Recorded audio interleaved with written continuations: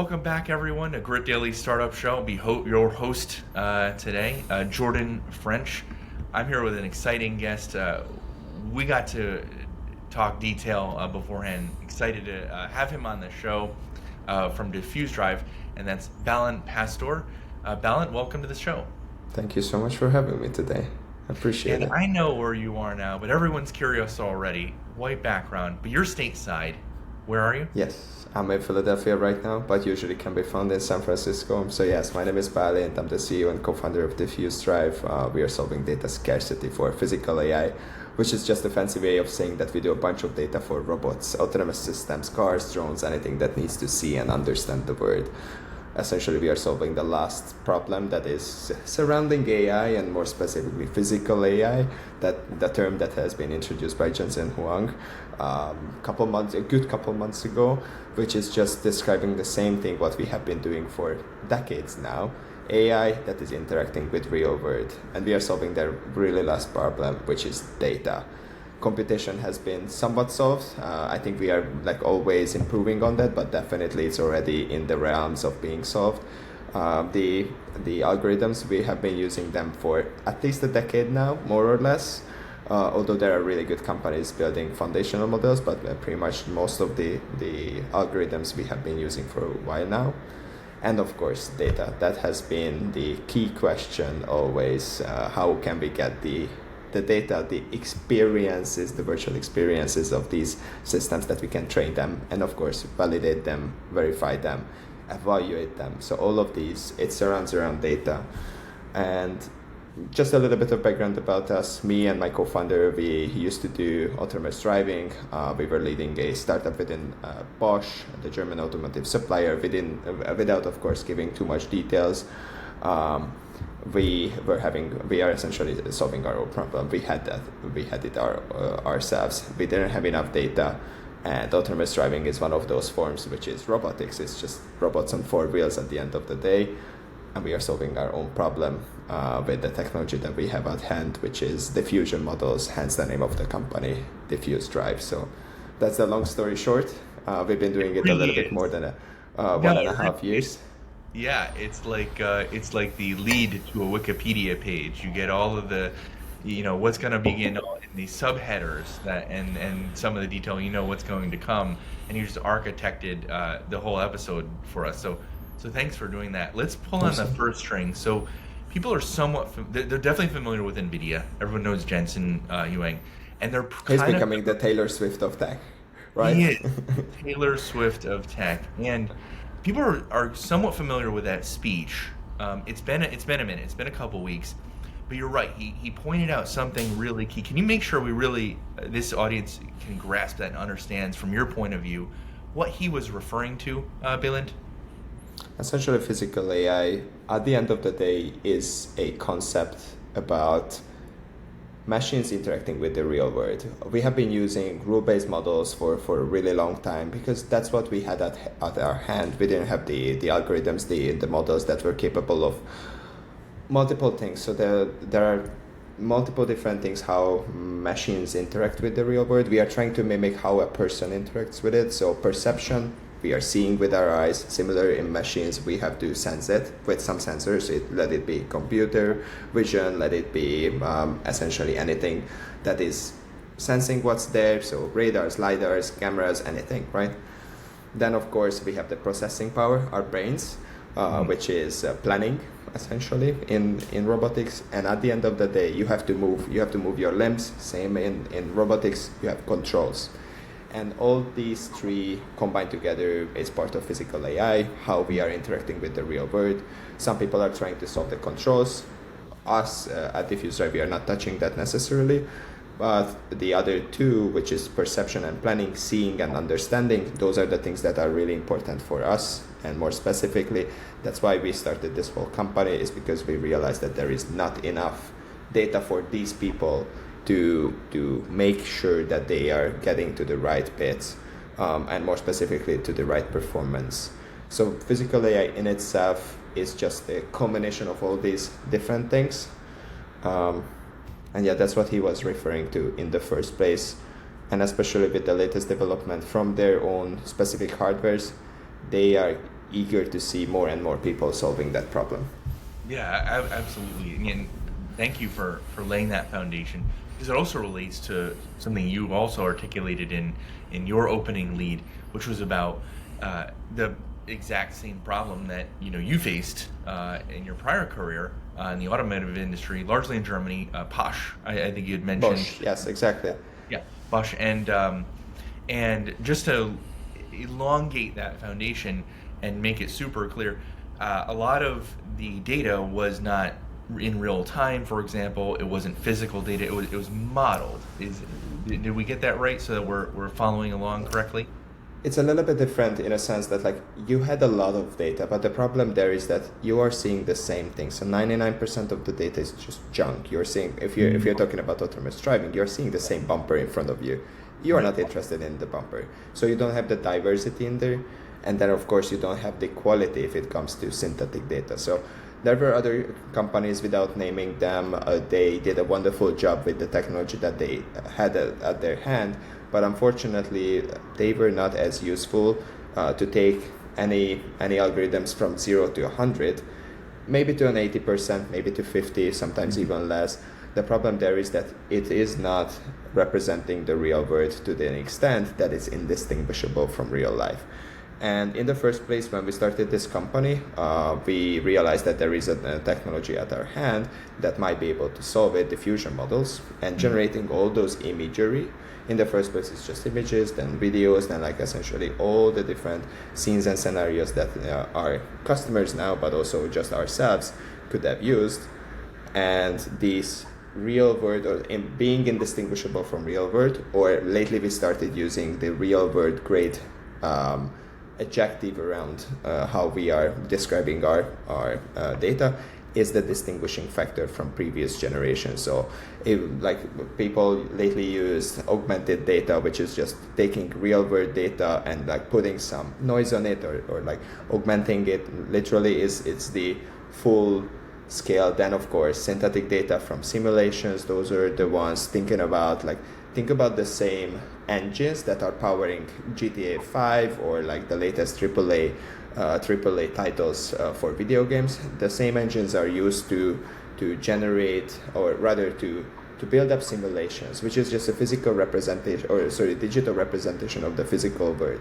Unfortunately, there we are trying to describe a seemingly infinite world with like finite equations, and the problem there is that it doesn't get realistic. And right. that's the point there. And what we are doing here is that it's indistinguishable from real life. We were just at CVPR, one of the biggest, if not the biggest, computer vision related conference, and we had hundreds of people swing by our booth, and we had this little game where we pretty much just made them just play around and distinguish between real world and art generated imagery. They consistently scored around 50%, which proves our point that it is virtually indistinguishable.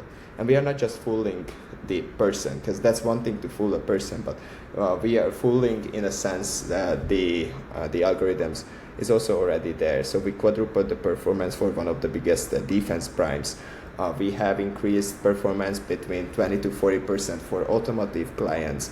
So it's really, of course, without naming them, it's really important to see that there are cases where it is only like a marginal improvement, where you already had decades-long data collection period, or decades-long time to figure out your data. Mostly it's autonomous driving, but if we are moving away, and that's why also it is really a little bit misleading that we have drive in our name, but again, like we wanted to have some homage to our background, which is autonomous driving.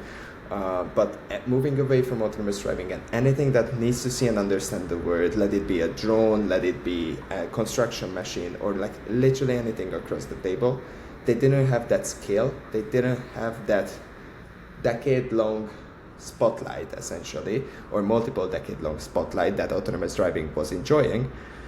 So now what? And they want the same thing, they want the same results, they want the same autonomy levels as autonomous driving. And now we are working with primes. We are working with people across the board in safety, in manufacturing, in monitoring. Yeah, absolutely. Notably, that's the whole issue with anything that's a model. By definition, and based off, sort of math maybe at a pedestrian level as well, is a lot of it's just not real or realistic. And so I think to some degree it's important for everyone following along to get this nomenclature right, because what you're doing from a business standpoint is deciding a category around diffusion models and distinguishing them from augmented or other types of models. For the uninitiated, Balint, what exactly is a diffusion model for those who perhaps don't totally understand, sort of conceptually, what that means? The diffusion model essentially is a reverse denoising algorithm. So in a way that they are trained, like on a high level, you're taking a completely really good picture with a description, and then you're trying to add noise, and then you try to decompose it.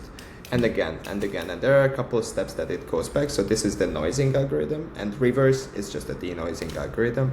And that's what we are doing. So in a nutshell, we are using these algorithms to get something that is understandable, so like a proper image, and that gets from white noise, or rather gray noise sometimes, which is just a random number. So we are introducing a lot of diversity by introducing a lot of numbers there, and of course at the same time we are controlling it. So what turns out to be from this white noise, which is like, it's still on the high level, it's a controlled way of getting relevant, diverse, and more specifically indistinguishable from their own hardware set imagery. So it looks like as if it was coming from their own hardware. This is the part that is fixed, but more specifically, all the things that it represents, the scenes and scenarios, those are new, never before seen, those never happened in real life either. So those are usually how I describe diffusion algorithms is these are shuffling cards. These learn phenomenons, how a person will look like, how what the color red looks like, yada yada.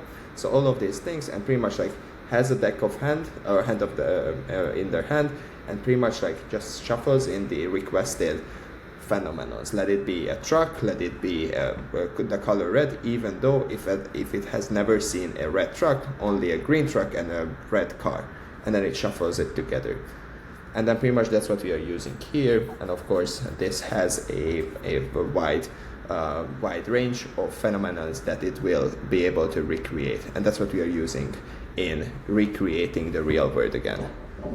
Yeah, powerful. It's almost like integration, right, of maybe elements or descriptions or categories, but letting the machine understand that, hey, you can combine these two things and have almost infinite number of permutations that it might be able to recognize based off of really what might be a finite number of sort of base elements that are going into that. Exactly. And let's tease that even more. I understand this, Balint, but I want to draw it. Let's go even further and deeper, because I think it's so important for people to understand this and don't think they get a good explanation elsewhere, and they're getting a good one from you. And so let's go back to your bumper example, because it's very digestible, very understandable. People understand, sort of the concept of autonomous driving. They're in a vehicle and there's a bumper in front of you.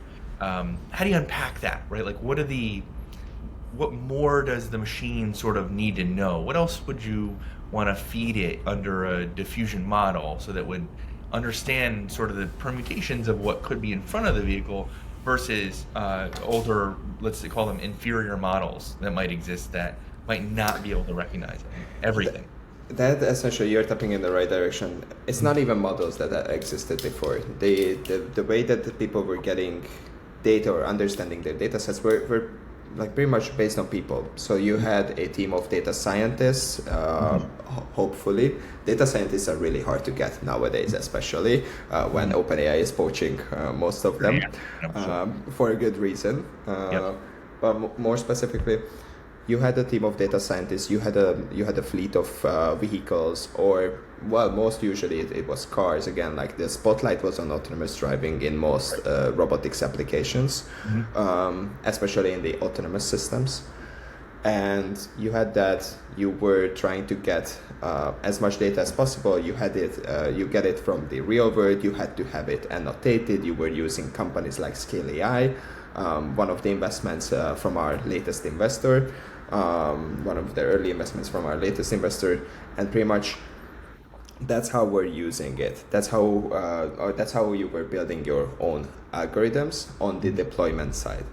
Now what we are doing differently is we are essentially, I don't like to say eliminating those teams of data science, but we are elevating them in a sense that we are giving them a tool that helps them understand what's already present in their data sets.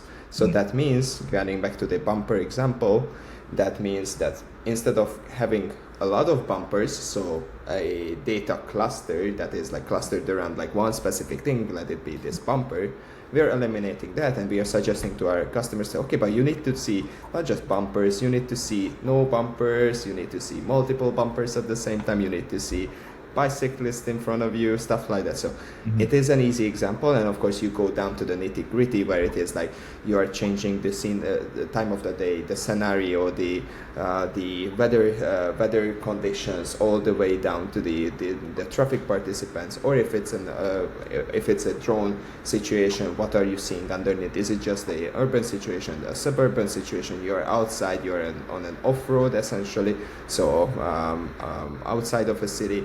So all these different applications, let it be an automatic target recognition in defense application, or a civil application like a manufacturing, a construction site, or all these different ones within the operational design domain, what it is intended to be used for. You have to have this understanding of, okay, within this ODD, operational design domain, where you are falling, where you are having data already, and where you are falling short. And that's what our system does for them in the first place. And once you have identified all those specific gaps, that's what we are filling quickly with diffusion. So in the core of the company, there is a diffusion model, or there are multiple diffusion models. And then what we are helping our customers, and usually I bring this analogy, Tesla did their first rule-based model in 2015. It was autopilot, really great one, people loved it at the time. And they did their first AI-based one in 2024, which is 9 years past. More than 2,000 engineers worked on that, and 1.8 million cars were deployed just to collect data. And altogether, they produced 7 million cars. And that's the scale that they needed to go from rule-based to autonomous system. Now we are giving this scale essentially to every customer that we have in there. Within their operational design domain, they could have this virtual scale or virtual fleet that is collecting data for them. Or in other words, it's just a tool for the engineers and the data scientists and the data professionals to help their whole, how should I put it nicely? They can finally do the rather interesting job, which is building the models and training the models rather than just messing around with data. That's the beauty of it, is that we are giving them the performance increase, which is great in itself, but we are giving them time back to their hand. Yeah, it seems extremely helpful, and I know there's nuance here. I like that the audience will be able to track this, and we've slowed it down just enough so everyone can follow. And naturally, everyone is thinking about something that you mentioned now twice, Balint, which is the sheer amount of data that's out there, right? A lot of entities, companies, and so on, they have a lot of data already. You mentioned what a decade have collected. Also, when you first mentioned it, we were all listening, you described a lot of it as chunky, meaning, and I think implied, or unpack it, that you didn't quite know or understand, what they had or how to organize it, perhaps how to categorize it beyond, and let's go back to your bumper example, a bumper and then another bumper and another bumper. Is there more? Is that actually the sort of the grail, the holy grail here, is that you already have so much data, just that the lesson here is we need to learn how to organize it better, apply different models. Here's a new tool, or rather an existing tool, I should say. Use diffuse models, layer those on top so that it's not just humans guessing. Did we capture the essence of that, or is there more to that story of, yeah, you're on to something, Jordan. There is so much more that we can do even from here with the data. It's so funny that you're picking on this, because the reason that we built our reasoning engine and our whole data insight system is to make our job easier, and then we figure that our customers are also using that. as in understanding, because it's not trivial. Most of the things that we were doing, let it be classical statistical analysis or just based on, like, we are using 3 different embeddings into multi-dimensional things. Like people don't understand, like people understand 3 dimensions. So you and I, like, we can also maybe 4 with time, right? But how do you understand 500 dimensions or more? It's like it's something that is hard to comprehend. But pretty much we are putting them into a space, into a latent space where we are essentially understanding what are the correlation between the different features, the different features, and the performance indicators, so the KPIs. If they are actually measuring the right KPIs, as well as digesting all the documentations and requirements that are coming from the engineers, that means that we have a good contextual understanding of what they are doing. So our system is not a master of a domain. It's master of understanding the context. It's a master of representing the real world in a real world great manner. So that means indistinguishable from real life again. And that's what we are giving to our customers. So funnily enough, we were solving our own problem with the diffusion, or we could have solved our own problem when we were working for autonomous driving. Then we started solving our own problem with describing what they already have. And we are just spinning out the product this way. So in a lot of ways, robotics development is the same, like regardless the domain. Like at the end of the day, again, 3 steps: perception, planning, control, sometimes 1 or 2 together, and maybe an end-to-end solution. But at the end of the day, it's the same thing. You're trying to move a vehicle, a robot or something, and navigate the real world. And that's what they are doing, and we're just giving them a helping hand. Yeah, and thanks for sharing that. I think that opens up kind of a world of possibilities for anyone who's excited about huge amounts of data they don't know what to do with, or they want to apply it in some way, and turning to the practical application, which I think is almost everything, really. You mentioned customers a few times. That's certainly next on what's the mind of everyone in the audience. Sort of how do you go from here to there? Maybe a compound question's a bit unfair, but I'll ask it. It's like, what exactly are our customers, doing with the tool, and what feedback are you getting already in terms of, sort of its utility and real world impact, differences between with diffusion models and not? Absolutely. I mean, our customers are Fortune 500 companies, mostly. We are working with companies like Denso, Aishin. These are Toyota Group companies, Continental, and a couple other that I cannot mention yet. Couple in the civil space, and of course, couple in the defense space. Couple of the biggest defense primes in the U.S. and across the world. Those people are essentially using it for. There is no one specific term. Some are using it for automatic target recognition, if we are talking about the defense end.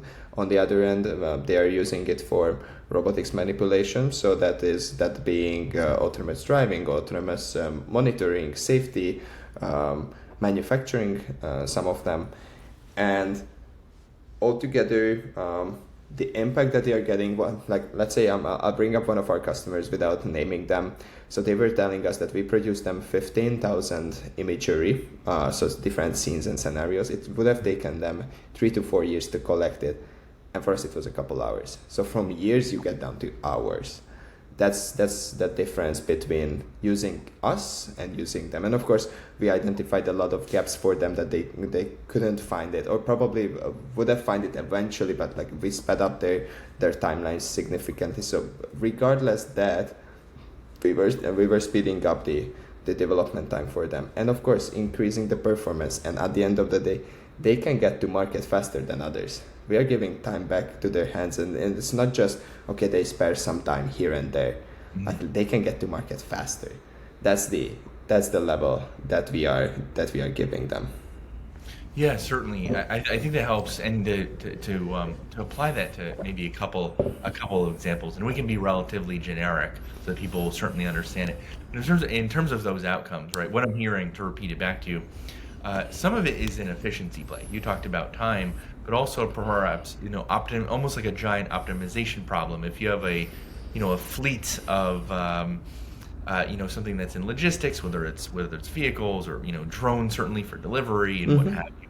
Maybe there's military applications there. Certainly, you can get your resources, which might be the hardware, in the right place at the right time, and or in the right place because something else might be there, already or in another time. In other words, sort of make sure material deliveries, whether it's information or real things, can get where they want and optimize routes and save time. Is that sort of one fair, aspect in reading on this? Uh, Absolutely. And especially that you mentioned drones. Everyone can imagine what a drone is. We have the small ones, we have the really big ones that are like jet-sized ones. And at the end of the day, they are doing similar stuff. So you cannot really multiply people, especially if it comes to defense application. Like you cannot really multiply infantry as quickly as you could with drones. So for drones, you need autonomous features. It needs to recognize what's a friend or a foe. But you need data on that. You need the examples, these memories, essentially, if it was seeing it. And getting back to the original point where I was mentioning the likes of Tesla, they don't have the scale. And scale being, they don't have as many experiences and experience or like previous encounters as how much they would want to get. So we are giving them a virtual scale on what's a friend, what's a foe, so that recognizing it will increase the performance. There's not going to be a friendly fire or a friendly encounter, but rather the ones that is intended to. So this is something that people could visualize, and we are giving them the scale here, and scale being all the different scenes and scenarios. Let it be in the nighttime, in the daytime, in an adverse weather scenario where it is raining, when it is like harsh lighting condition. That means like super crisp. Contrast the environment, like all these different ones in different environments. Let it be a desert, let it be a densely populated city scenario. So all these different ones that they would otherwise not get from the real world because they don't have the scale. That's what we are giving to them. So this is one of the specific examples that I think is really tangible, crispy, unfortunately relevant lately, but yes.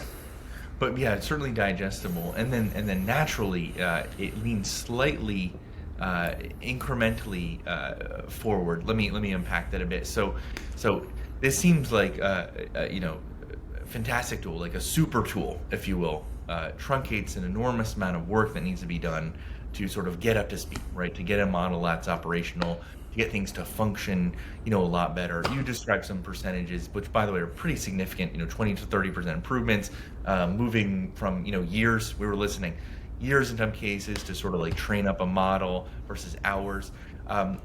Key question, right, though, is once something's operational, Balint, right, there's an incremental piece of data that might be new and what have you, right? And what is that relationship between, let's say, some incremental, now we're operational, we're the Fortune 500 or whoever defense contractor, what have you, Balint, that's using the models and it's very successful.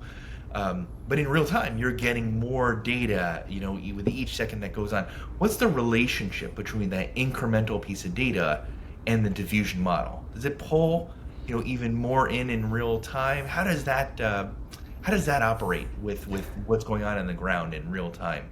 Sometimes, What's sometimes that? people ask me, it's like, okay, but yeah, you give them data and then that's Right. it, like they're done, right?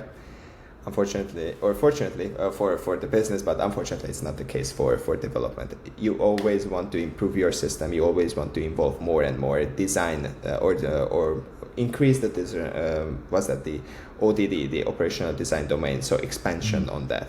So that means more and more intended use cases. So in the first place, people are just doing, okay, like autonomous driving, let's do just in city. That's what Waymo did, right? Like, I mean, they were only operating within San Francisco, actually within Right. just certain areas of San Francisco. Then they expanded. Now they are in the Bay Area, and then they will go to different places.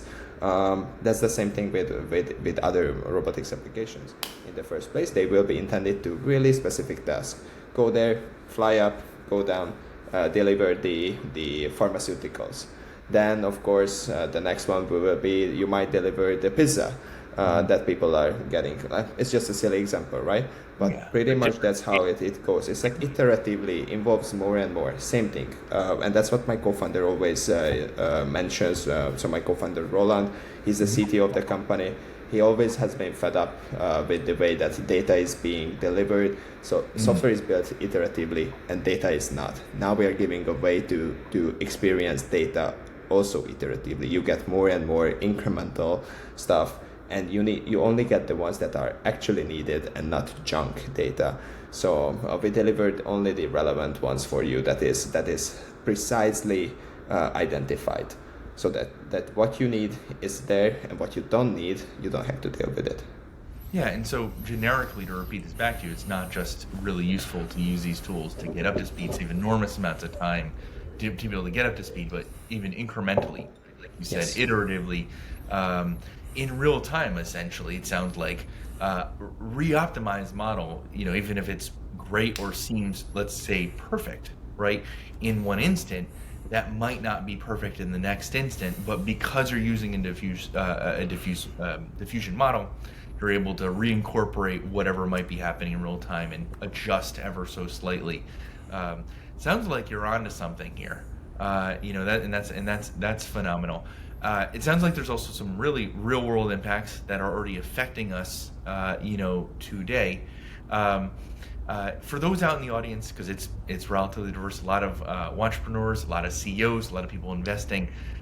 Bringing it back to DiffuseDrive specifically, what are some of the things that you guys are looking for and excited about, next? Just to lay a little more foundation for the audience in case they haven't had a chance, to Google the company and so on. You've raised some money.